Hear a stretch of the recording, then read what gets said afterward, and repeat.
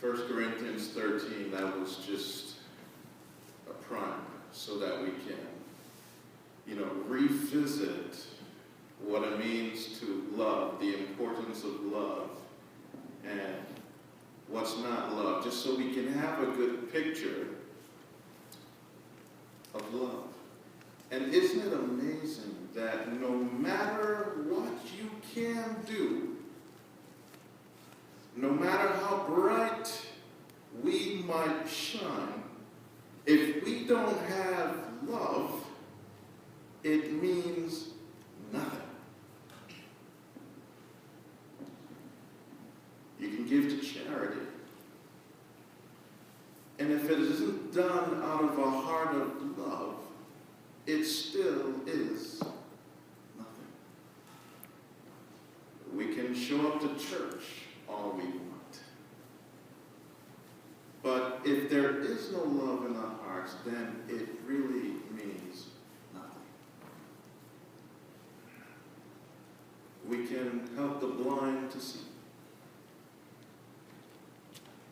By God's grace, we may be able to make the deaf hear. We may even be able to heal someone. But if we do all of that, and we have the gift to, and still do not love, then we are nothing.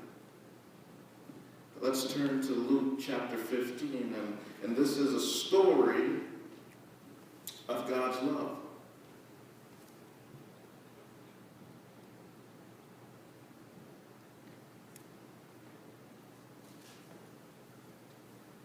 Luke chapter 15, verse 11.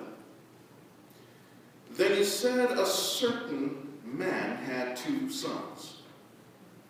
Two sons. Let's keep that in mind. And the younger of them said to his father, Father, give me the portion of goods that falls to me. So he divided to them his livelihood. Now, if I asked my dad to do that, especially being a West Indian dad, it might be my goods that I might be dividing, just to let you know. So here is a son asking this hard-working dad to divide to him what is his. Probably didn't work for him. But he wants basically what would be his if his dad died and left an inheritance. Let me translate. And in our immaturity, sometimes we don't realize what we're saying by what we're doing. And sometimes we don't even realize what we're saying when we're saying something.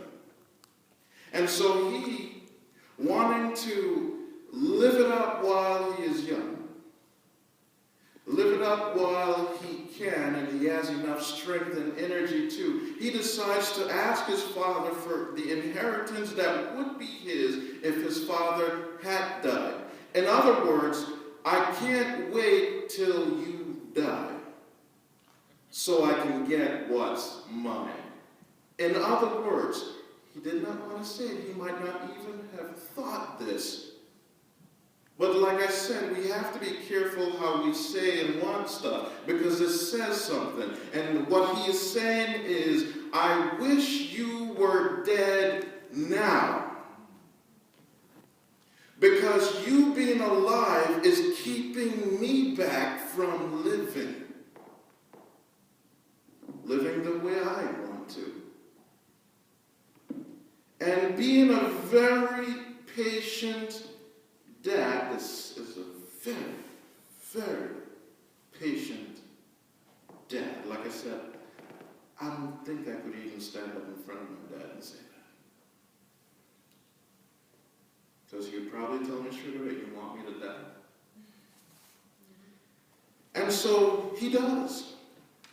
And not many days after, the younger son gathered all together, journeyed to a far country, and there wasted his possessions with prodigal living. The word prodigal means wasteful. And so he packed up his bags, went as far as he could, and he just wasted his possessions. Verse 14, but when he had spent all, there arose a severe famine in that land, and he began to be in want. You see, he had made some friends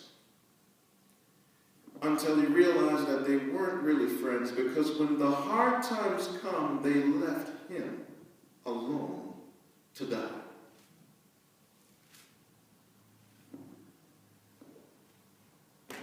Verse 15, then he went and joined himself to a citizen of that country, and he sent him into his fields to feed swine. So not only did he leave his house, he's gone to this far country. There is a severe famine in the land, so everybody is struggling. He has no money left. And then he had to go and join himself to a citizen of that country, and he sent him in his fields to feed swine. And if we know anything about this guy growing up, that was basically the utmost worst situation he can get himself in. Here's the problem. The problem is, by his act of asking his father for his inheritance, before it was time, he actually dishonored his father. So he has a problem with the Father, because that is the fifth commandment. What does the fifth commandment say? Honor your father and mother. And so he is already not just in physical trouble, since he is now starving because there's a severe famine in the land. He's used up all he has. He realizes that his friends weren't really friends. And so he lavishly spent all this money. He lost everything.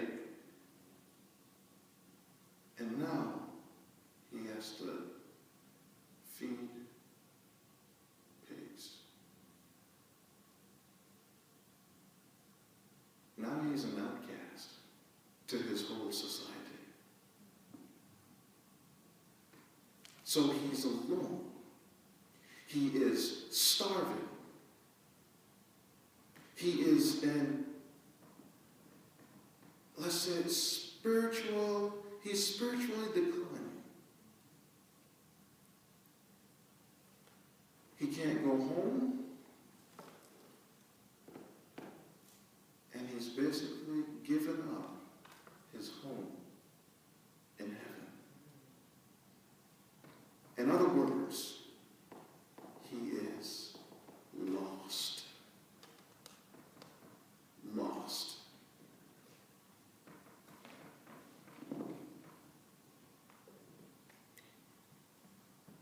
Verse 16 said, and he would gladly have filled his stomach with the pods that the swine ate, and no one gave him anything.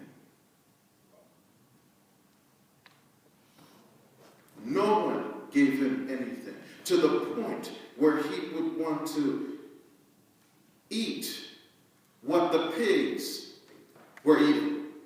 That is how bad the situation got. And it seemed to get worse and worse and worse. And let's remember that time is passing, which means he's getting more hungry.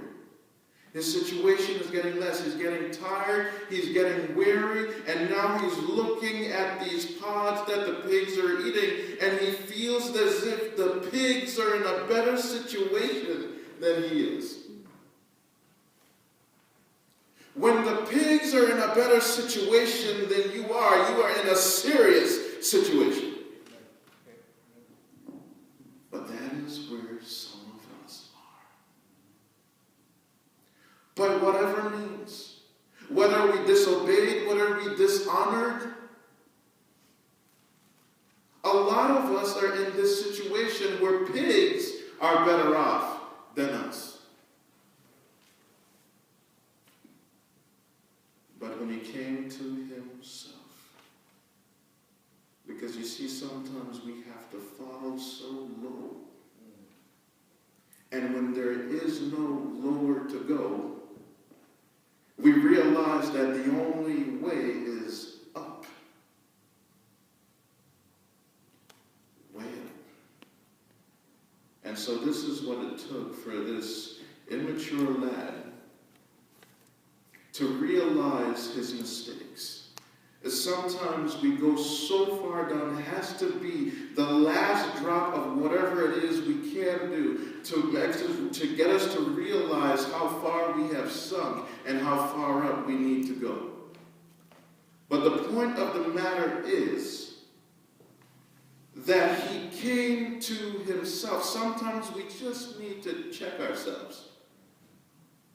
We need to examine our situation. We need to take time to reflect, to see where we are in order for us to know where we ought to go.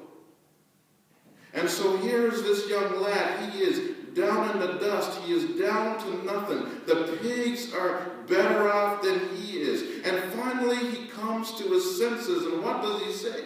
He says, "How many of my father's hired servants have bread enough and to spare, and I perish with hunger? Why am I out here envying the pigs?"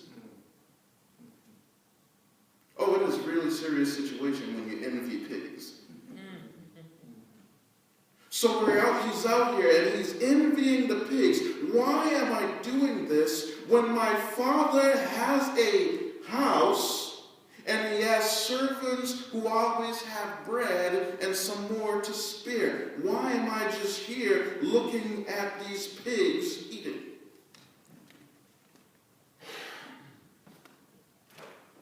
It is okay to come to your senses. It is okay to look yourself in the mirror and say, the pigs are better off than me right now. It is okay. Because acknowledging it doesn't mean you have to stay in that place. Acknowledging it at least lets you know where you are so that you know where you ought to go. And so the only person he could turn to, because he knew the character of his father, is to go home.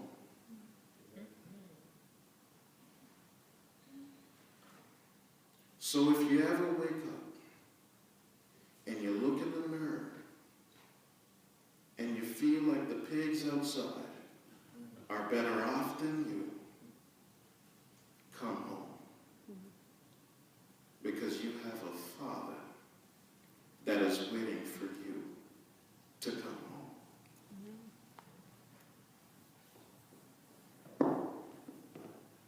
Verse 18. I will arise. That's not the complete sentence, but I want to stress that. I will arise. So let's look at ourselves in the mirror and just tell ourselves, I will arise. And then continue. I will arise and I will go to my Father. Whether we're fatherless, and I'm talking about earthly fathers, or not, we have a Father has a house that you are welcome to. It doesn't matter where we are. We have a Father who has a house that we are welcome to, no matter our situation. And so he arose. Actually, he said, let's stick with verse 18. And I will say to him, so he's talking to himself now, this is what I'm going to say to my father. I just remembered I have a father. It took looking at the pigs that I was envying to realize that I had forgotten that I had a father. It took me being down in the dumps to realize that I have a father who has his house, who has servants that eat bread and they have plenty. Why am I still looking at the pigs? And so he said, I'll talk to my father. And this is what he said, I will say to him. Father, I have sinned against heaven. Let's stop right there. Notice the order of the prayer.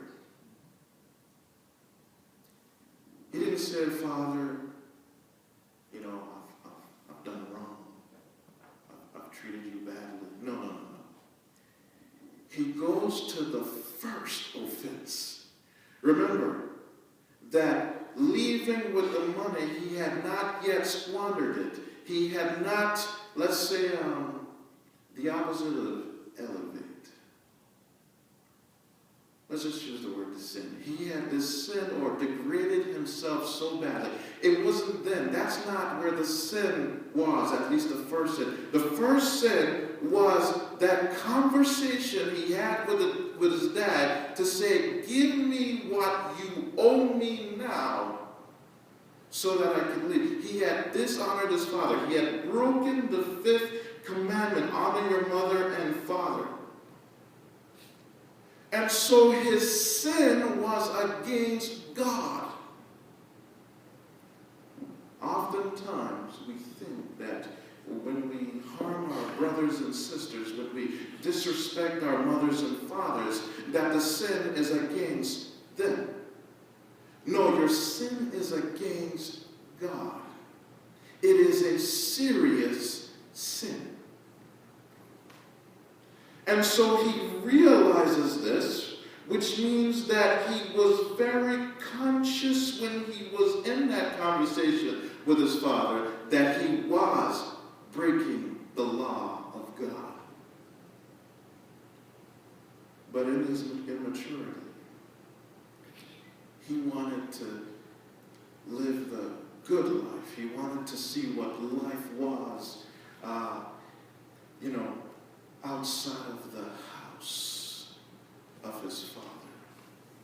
And anywhere we can translate that, we want to see what life is outside of the house of God. We want to see what life is outside of the church, among the brethren who care and who love, and where you can find a safe place to lay your head, a safe place to pray, a safe place to grow and to learn. Let's see what the world has outside here for me.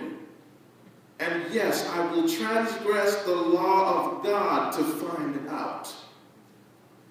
Because the grass seems really green over there. Unfortunately, he didn't know about the pigs. And he didn't know that he was going to envy the pigs one of these days. And so he says, let me ask you something, does this sound like a prayer?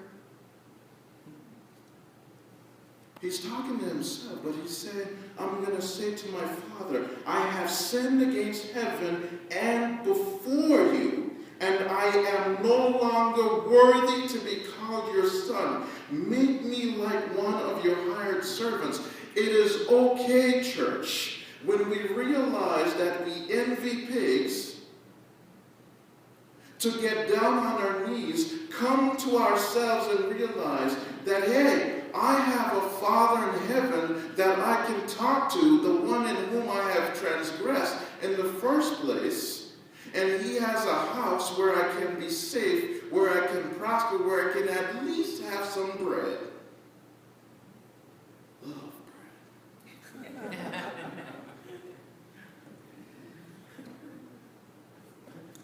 God knew what he was doing when he called us the bread of life. Bread, yes, bread. And so it's okay. It is okay to humble yourself, to get down on your knees and say, Father, I have sinned. I thought that outside of you I could live, but I realized that outside of you the pigs are better off.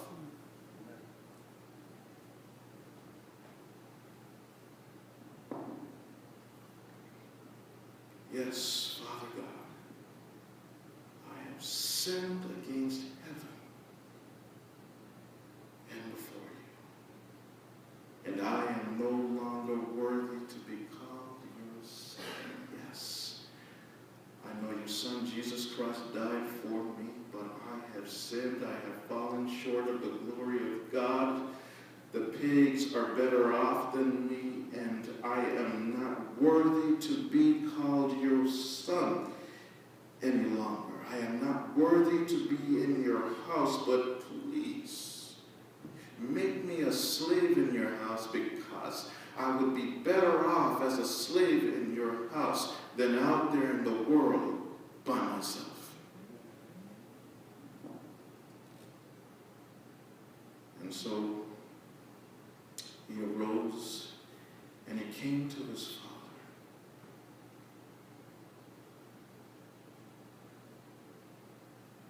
But when he was still a great way off, his father saw him and had compassion. His father saw him. His father was waiting. Yes.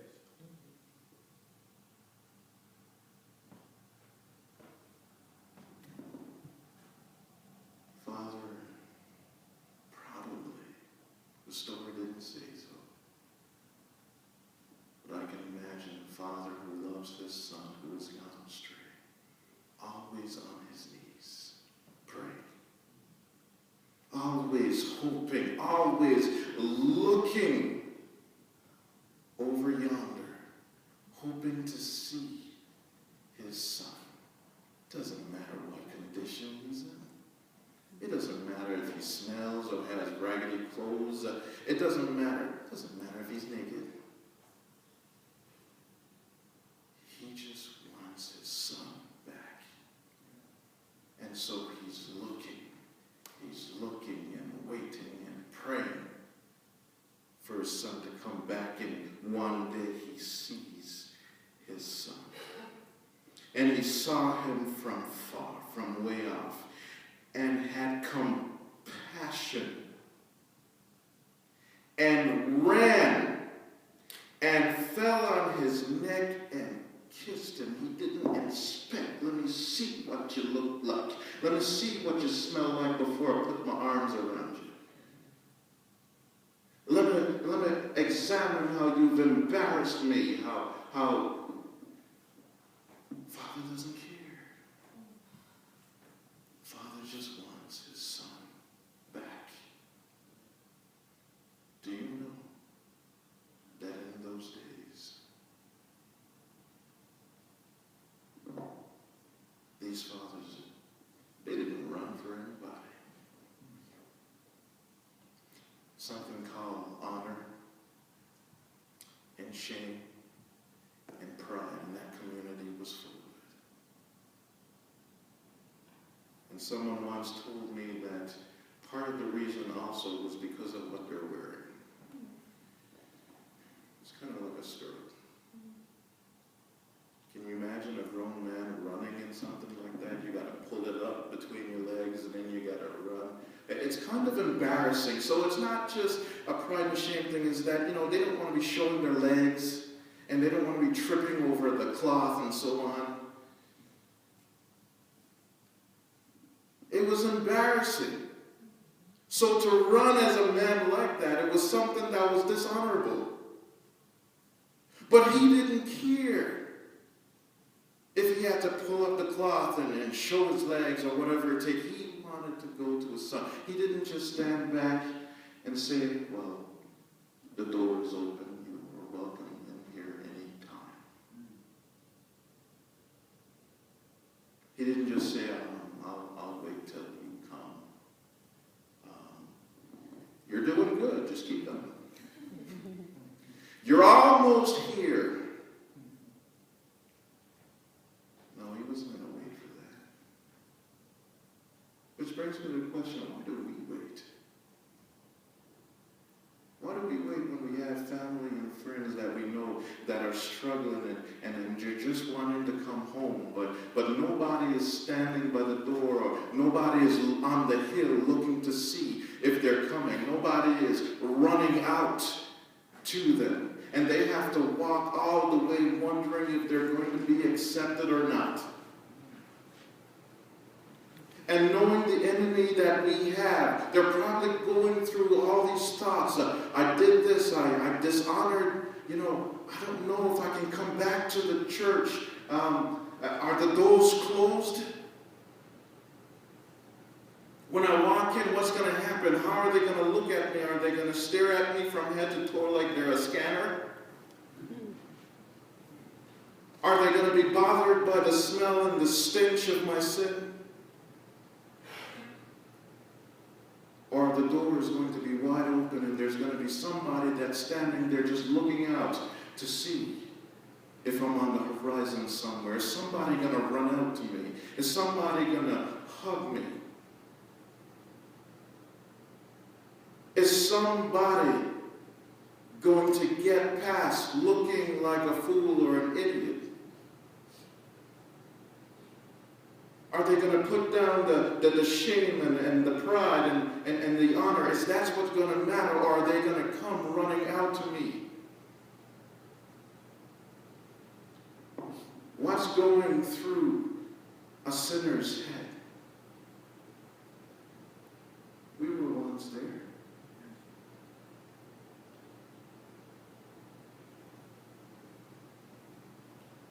The hopeless man is looking for love. He's looking for some embrace. And we don't want the enemy to meet them halfway. Because he's going to put their arms around them, all right. But he's going to say, come, let's go the other way. And so we can't let the enemy do the work for us. We have to run out and meet them.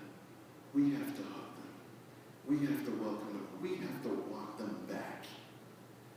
Even if by our own standards we look like idiots.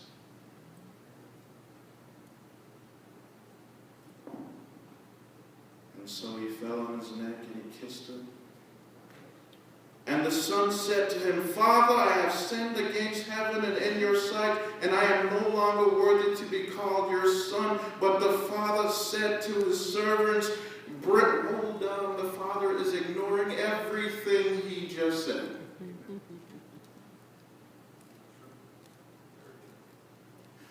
The fact that you came back was already his confession. But no, we have to bring out the electric chair. Or, that CIA, FBI. I don't really know anything much about those organizations. Frankly, I don't want to. But they're bringing out the, what's that truth machine called? A polygraph. There we go. Polygraph, and they're going to tie you up to it, and then we're going to get, the 12 elders. And then we're going to surround you, and we're going to ask you 100 questions. Where you been, what you did, how you embarrassed us. All this stuff. Sinner just wants to come home. He's tired of the pigs.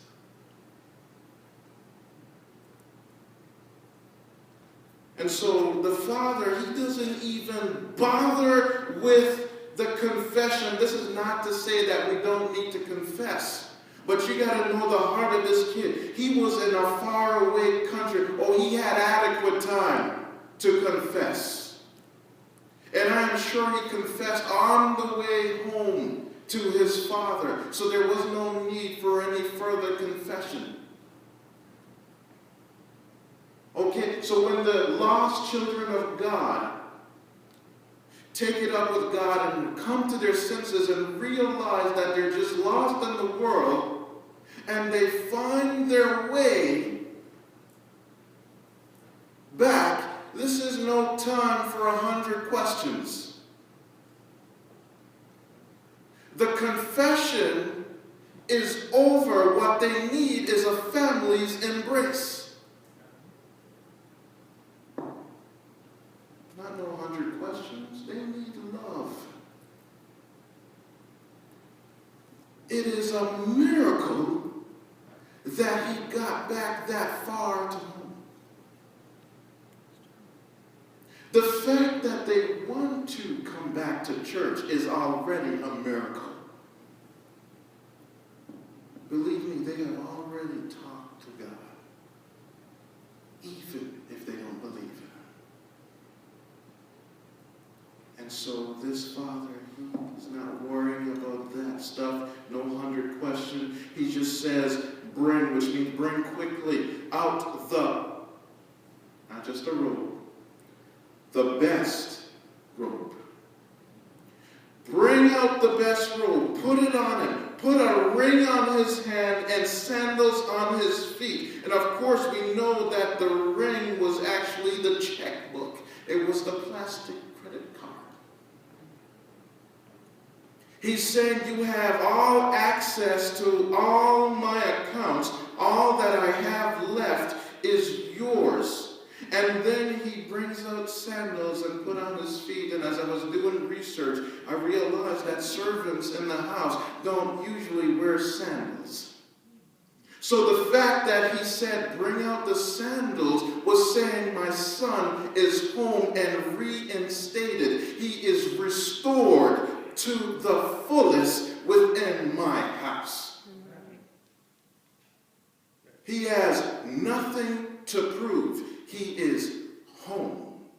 He is my son. He is mine. And all others will act accordingly. He is fully restored. He will no longer envy pigs. He will eat at my table.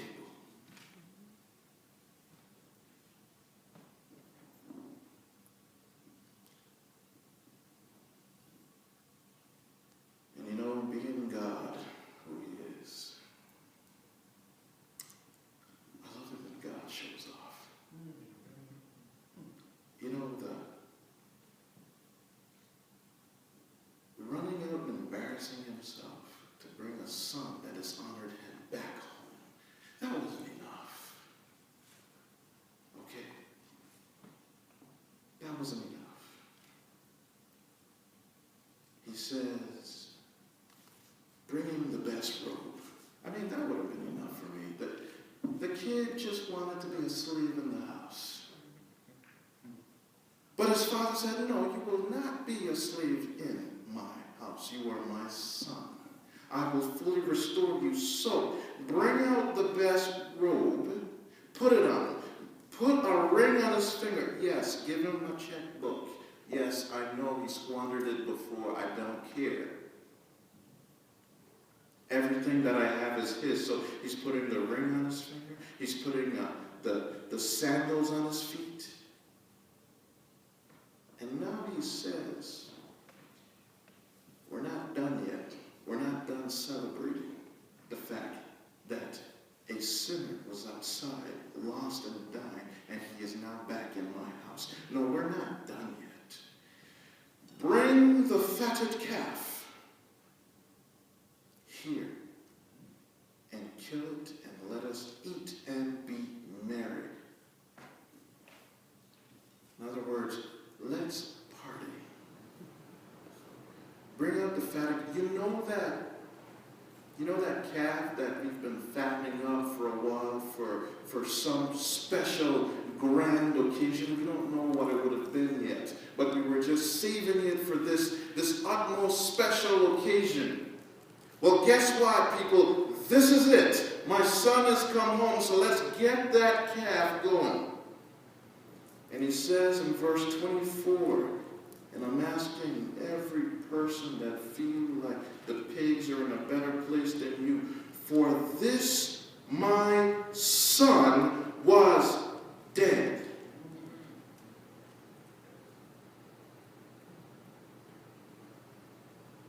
He was dead and is alive again. Is that not something to celebrate? I mean, why would we want to hook up the chair, and why do we want to, circle like a bunch of hyenas or something? Why would we want to go through all that when the sinner comes back into the house of the Lord? It is time to party. It is time to bring out the fattened calf. Not literally.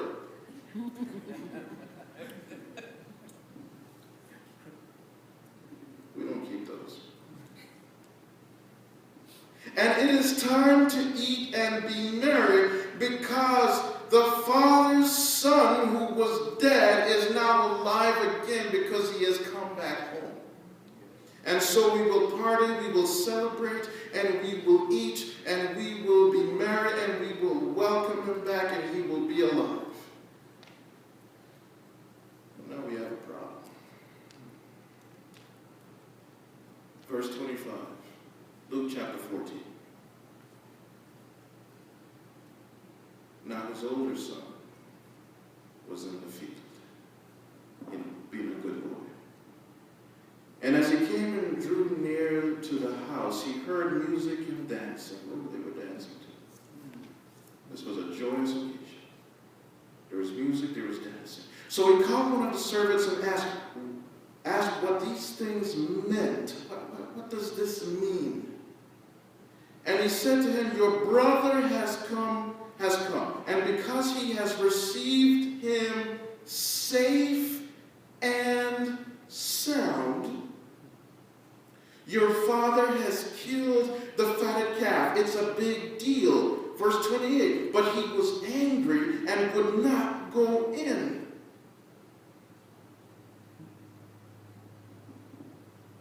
And so a sinner who is dead comes in and receives life again, which, this is a joyous occasion. This is worth a party. But no, wait. No, I am angry. And I'm not going to go in there. Verse 28, therefore his father came out and pleaded with him. Pleaded with him. Can you see it the way I see it? This is my son whom I love, who was dead, and now he's alive. This is what the celebration is about. And so he answered and he said to his father, lo, these many years I have been serving you. I never transgressed your commandment at any time. Well, hallelujah. Amen. That is a good thing. And yet you never gave me a young goat. So what? You never had to look at a pig eating slop. You've never had to envy a pig. So what? Is my love not enough? Do I have to keep blessing you with this and that, rewarding you for your good work, something that is not a work to do or a duty, but should have been your privilege to love me as your Father, who have provided all things for you, have not kicked you out of my house,